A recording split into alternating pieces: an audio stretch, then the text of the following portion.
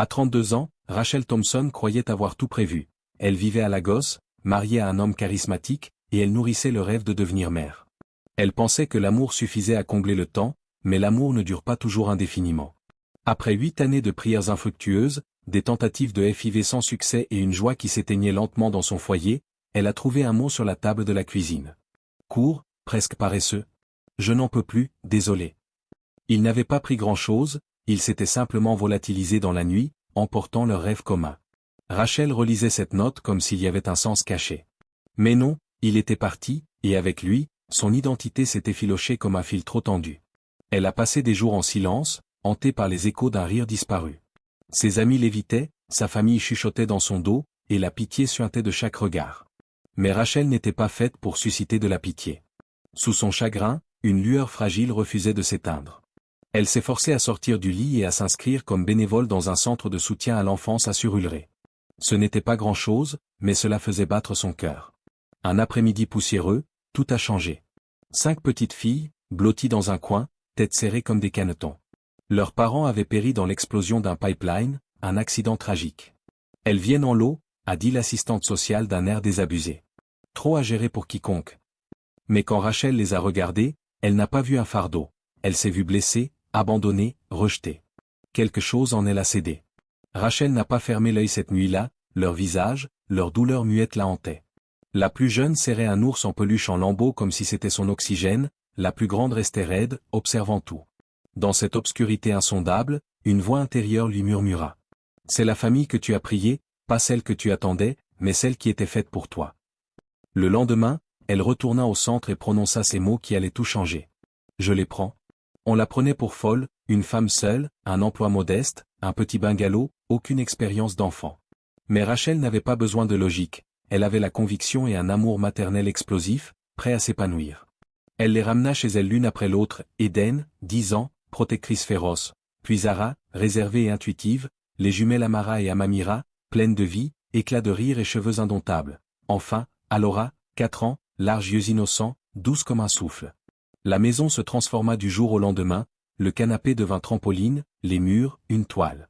Son âme respirait enfin. Les débuts furent chaotiques. Elle manquait parfois de nourriture, d'argent, de patience, mais jamais d'amour.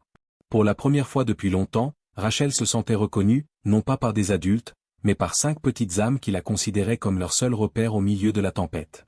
Être mère de 5 enfants n'était pas un film, c'était feu et pluie, beauté et douleur. Eden refusait de faire confiance. Zara pleurait la nuit pour des parents qu'elle ne connaissait plus, Amara et Amamira se disputaient pour la moindre chose, la plus petite ne parlait rien pendant des semaines. Mais Rachel répondit à chaque crise par une histoire au coucher, chaque éraflure par un baiser, chaque question par une réponse honnête. Elle leur apprit à faire des puf-puf maison, à dire « pardon » avec sincérité, à prier même quand c'était difficile. Le quartier la considérait parfois comme imprudente, d'autres l'admiraient secrètement. Elle ne leur offrait pas seulement un toit, elle redéfinissait la maternité. Un dimanche pluvieux, elles dansèrent pieds nus dehors, la musique gospel débordant de l'ancien poste radio, les rires des filles retentissant comme si le chagrin n'avait jamais existé. Ce soir-là, en les couchant, Rachel leur murmura à chacune. Tu es dans ce moment de tempête et de pluie, quelque chose d'ancien et de sacré s'enracinait dans les murs de ce foyer. Un amour qu'aucune lignée de sang ne pourrait revendiquer, et qu'aucun drame ne briserait. Au fil des années, les petites filles de Rachel s'épanouirent. Eden développa un esprit vif et un sens aigu de la justice. Elle intégra l'équipe de débat et fit taire ses adversaires d'une grâce tranchante. Zara, plongée dans la science, bricolait des gadgets en rêvant de fusées. Quant aux jumelles, elles devinrent inarrêtables. Leur page TikTok, mélange de mode et de comédie, devint virale. Et Alora, jadis silencieuse, chanta comme l'aube, sa voix, douce, pure, magique. Rachel ne manqua aucun événement scolaire, aucune réunion parents-professeurs, ne laissa jamais ses filles oublier qu'elles étaient destinées à la grandeur. Elle travailla tard le soir, rédactrice freelance, saisie de données, tout pour payer les frais de scolarité et les uniformes. Son dos souffrait, son esprit s'assombrissait parfois, mais sa détermination resta inébranlable. La reconnaissance lui importait peu, ce qu'elle voulait, c'était provoquer un impact. Le monde ne vous appelle peut-être pas encore reine, mais je vois déjà vos couronnes, répétait-elle souvent. Peu à peu, le monde commença à remarquer leur éclat.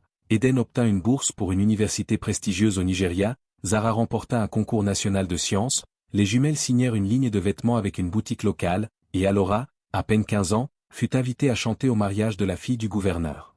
Rachel, restée dans l'ombre, souriait, elle n'avait pas besoin des projecteurs, ses filles étaient la lumière. L'adolescence fut un champ de bataille. Les filles s'affirmèrent, parfois trop. Eden défiant les couvre-feux, Zara se refermant sur elle-même pendant des heures, les jumelles brisant la fenêtre du voisin à cause d'une expérience YouTube ratée, Alora suspendue pour avoir giflé une camarade qui se moquait de ses origines. Rachel pleura parfois en silence dans la salle de bain, elle se demanda si elle était à la hauteur, si elle faisait les bons choix. Mais même dans ses pires jours, elle restait présente, elle apprit à écouter plutôt qu'à sermonner, à discipliner sans humilier, à s'excuser lorsqu'elle réagissait trop fort. Et malgré leur rébellion, les filles l'aimaient intensément. Puis vint le tournant. Eden rentra un jour avec une lettre, elle était sélectionnée pour un forum jeunesse de l'ONU. Rachel pleura en la lisant, non pour l'opportunité, mais pour la fillette qui autrefois refusait de parler. Une transformation s'amorça, les tensions s'apaisèrent, les disputes se firent plus rares, la gratitude grandit. Rachel comprit alors l'ampleur de ce qu'elle accomplissait, elle élevait non pas des filles, mais des femmes, et à travers elles, elle guérissait elle-même. Quand Eden prononça un TEDx sur la résilience face au rejet, on commença à demander, qui a élevé ces filles? Le parcours de Rachel, jamais raconté publiquement, se répandait en murmures et sur les réseaux.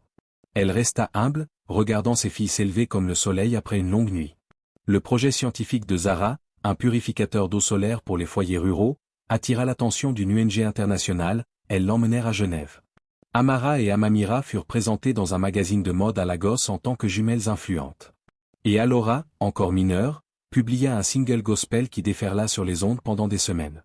Elles étaient devenues des icônes, non seulement pour leur talent, mais aussi pour leur intégrité. Pendant ce temps, Rachel poursuivait ses routines, se lever aux aurores pour prier, cuisiner du olive rice chaque dimanche, vérifier les comptes sociaux de ses filles. Puis, un matin, elle découvrit en ligne une photo d'elle, capturée candidement avec ses 5 filles lors d'une action solidaire. La légende disait, voilà à quoi ressemble la royauté, la mère de 5 reines. Sous le choc, elle réalisa que son histoire n'était plus murmurée, elle était entendue. À 60 ans, en toute discrétion, elle prit un moment de réflexion. Sa modeste maison de Surulré lui sembla soudain trop petite. Ses 5 filles, toutes devenues épanouies et pleines de projets, revinrent chez elle. L'odeur du maïmoin et du café emplit l'air.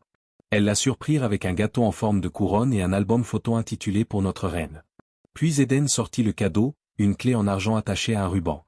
Rachel la contempla, confuse, jusqu'à ce que les filles l'entraînent dehors, où un grand van attendait. À l'intérieur, des photos d'une maison neuve, véranda large, jardin luxuriant, pièce assez grande pour toute la famille étendue. Nous l'avons construite, murmura Zara. Les jambes de Rachel fléchirent. Ses filles la rattrapèrent. Cet après-midi-là, elles l'emmenèrent dans la nouvelle demeure, une maison moderne de 2 étages dans un quartier paisible de Lekki, avec des rosiers, de grandes fenêtres et une cuisine dont elle n'aurait jamais osé rêver. En y entrant, elle pleura, non pas pour le marbre ou le lustre, mais parce que chaque pierre de cette maison symbolisait un amour improbable, construit hors de tout lien de sang, forgé dans l'espoir, la foi, et le combat. Les murs résonnaient de gratitude. Plus tard dans la semaine, on lui remit un document de fiducie, portant 5 signatures, symbolisant 5 vies, lui disant « Tu n'auras plus jamais à t'inquiéter ». Elle tint ce papier comme de l'or, en vérité, il valait bien plus, la preuve que chaque larme qu'elle avait versée avait fait naître quelque chose d'éternel. Un an plus tard, le monde assista à un événement inédit. Les 5 filles, devenues femmes, annoncèrent leurs fiançailles. Mais au lieu de célébrations séparées, elles choisirent une seule cérémonie grandiose. 5 fiancés, 5 mariés, une mère, un jour inoubliable. Le mariage se tint à Abuja dans une « cathédrale florale » créée spécialement. Les médias affluèrent, les invités à liste firent le déplacement, et les robes, dessinées sur mesure par Amara et Amamira, représentaient chacune le parcours unique de chaque marié. Alora chanta pendant la cérémonie, sa voix transformant les plus endurcis politiciens en statues en larmes. Avant les vœux, le maître de cérémonie s'interrompit. Aujourd'hui, nous ne commençons pas avec les mariés, mais avec la femme qui leur a appris ce qu'est l'amour. Un tonnerre d'applaudissements s'éleva. La foule se leva tandis que Rachel, vêtue d'un bleu royal profond, était escortée vers sa place d'honneur. On l'appela « Mama of Queens ». Les dignitaires s'inclinèrent, les inconnus la prirent dans leurs bras. Ses filles s'agenouillèrent à tour de rôle, lui murmurant leurs bénédictions. Rachel, simplement, souriait à travers ses larmes, main tremblante, se répétant « C'est plus que tout ce que j'avais imaginé ». Le mariage fit le buzz, les chaînes d'infos s'emparèrent de l'histoire, et à travers le Nigeria, des milliers de messages affluèrent vers Rachel. Femmes abandonnées, sans enfants, veuves, tout écrivait tu m'as redonné espoir. Des éditeurs la contactèrent, lui proposant collaboration. Une organisation lui proposa d'incarner une nouvelle initiative, Homes of Hope, facilitant l'adoption d'enfants abandonnés. Rachel ne recherchait pas la célébrité, mais elle accepta cette occasion de faire davantage. Elle voyagea de Port Harcourt à Kaduna pour raconter son histoire, encourager les femmes à redéfinir ce qu'est la famille. Elle rencontra des mères élevant seules leurs frères et sœurs, des grands-mères soutenant des lignées entières, des jeunes filles oubliées. À toutes, elle répétait inlassablement, « Vous n'avez pas besoin d'être choisi, vous devez seulement choisir l'amour. » Une fois, un documentaire fut réalisé sur sa vie, intitulé The Queen Who Chose Them. La même photo où elle était assise avec ses filles servit de couverture. Ce film remporta des prix à travers l'Afrique et fut nommé pour un grand prix humanitaire international. Pourtant, Rachel resta humble. Chaque dimanche, dans sa nouvelle maison, on entendait encore des rires, du jus renversé, du gospel, des petits enfants rampant sous la table.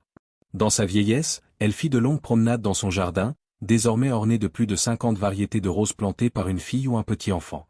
Elle s'asseyait sous le manguier, un livre sur les genoux, un châle sur les épaules, regardant les générations jouer au soleil. On l'appelait Mama Rachel. Son héritage dépassait largement les liens du sang. Eden devint ambassadrice des droits des femmes en Afrique. Zara lança un centre d'innovation technologique pour les filles en STEM. Amara et Amamira, institut de design formant des créatives à faible revenu en Afrique de l'Ouest. Alora remplit les salles de concert internationales de musique guérisseuse. À chaque discours prononcé, chaque prix reçu, elle mentionnait une seule personne, Rachel Thompson. Elle mourut paisiblement à 89 ans, entourée de ses filles, gendres, petits-enfants et arrière-petits-enfants.